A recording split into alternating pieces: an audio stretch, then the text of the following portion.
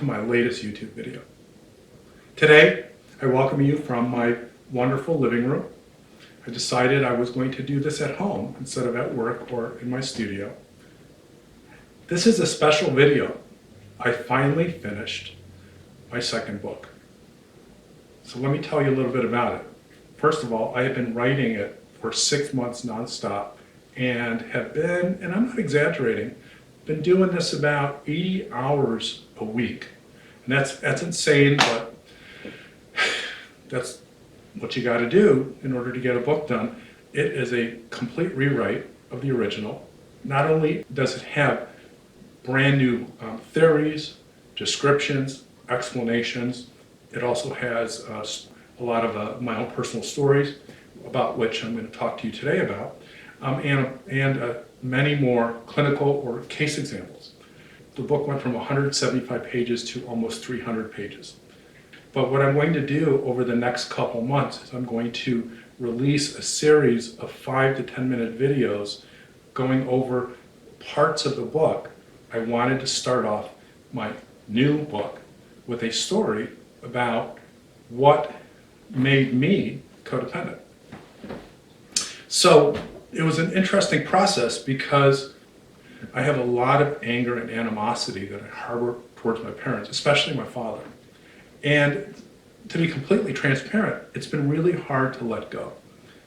And I've spent a lot of time being very angry and upset, bitter about not only him, but the impact of his parenting, including my relationship with my siblings. And a curious thing happened when I started writing this book, the Codependent Narcissist Trap. I decided I wanted to start the book with a story about why I'm codependent. And I came up with this idea. And the idea was, a relay race, a track race. The baton, you know how they pass a baton, one runner passes a baton to the other, and then it's his leg of the relay. And of course, if you get it right, you win the race. But I started to write about me and what happened to me as a child and what happened to me with regard to how my parents treated me. And then I started to write about their background, my mother's background. What about her childhood made her codependent? And then I started to write about my father. What about my dad made him narcissistic? So then I went to the next generation and I started talking about my grandparents. And then I went to the next generation. I talked about my great-grandparents. And I went all the way back to around 1870, 1860. And what I did was I created this story about how codependency and pathological narcissism is passed from one generation to another. Just like the baton is passed in a relay race.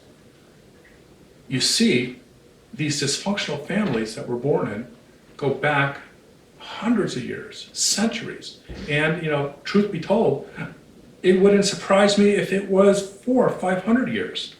Because, first of all, there wasn't a lot of psychotherapy back then.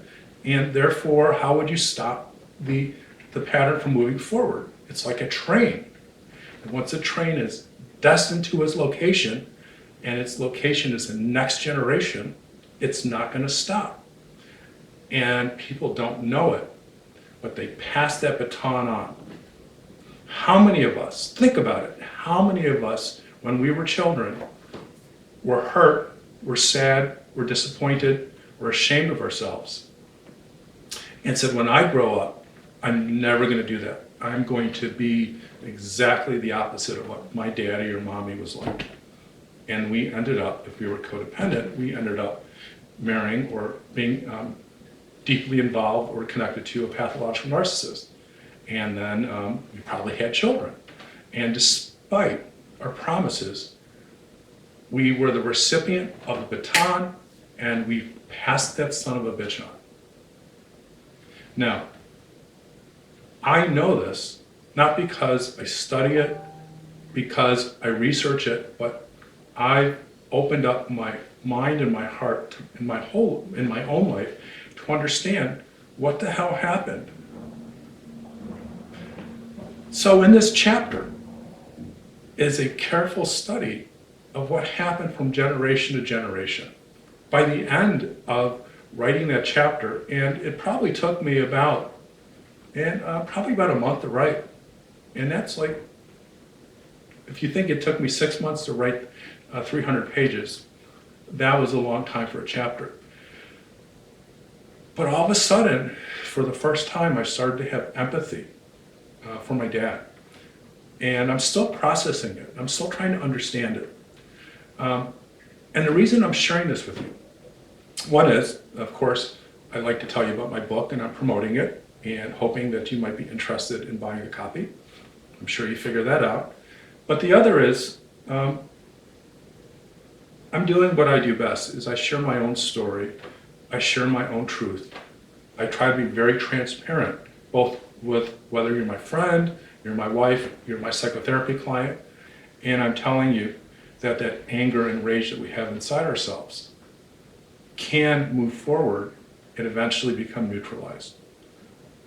And it takes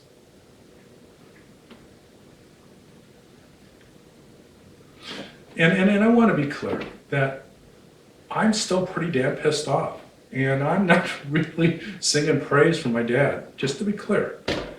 But I feel that it seems to me that the anger that was consuming me, even though it was justified, I don't know if it did me any good.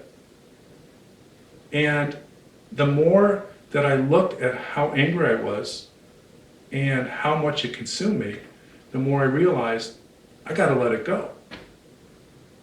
Now that doesn't mean, and you'll read in my chapter that I forgive my dad or I forgive my mom. And don't get me wrong, codependents are responsible for the harm that happened to their children. I'm very clear about that in almost everything I do, and I spent a good amount of time in this new book talking about it. I wanted to let you know that we can understand our codependency. This chapter illustrates through 4 generations that it came to me through children of every generation not being loved, cared, and respected and nurtured enough because of the parents who came together via the human magnet syndrome, were codependent, or what I now call have self-love deficit disorder, and pathologically narcissistic.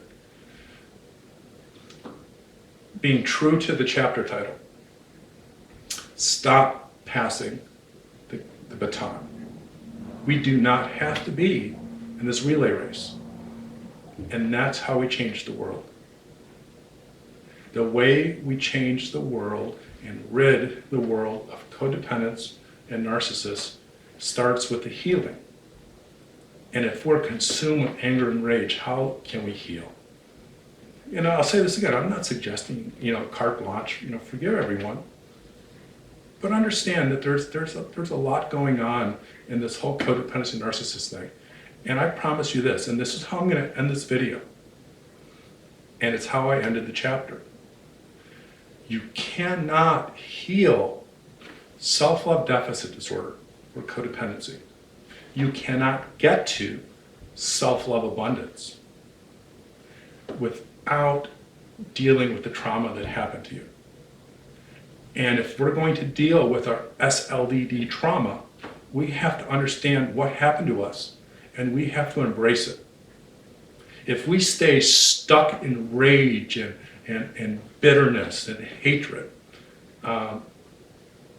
as much as we are justified in feeling that way, we are frozen out of self-love abundance. That is the codependency cure. So, I want to end this video by saying, I hope you share with me the same excitement I have at my new book. It is for sale. If it is for sale now.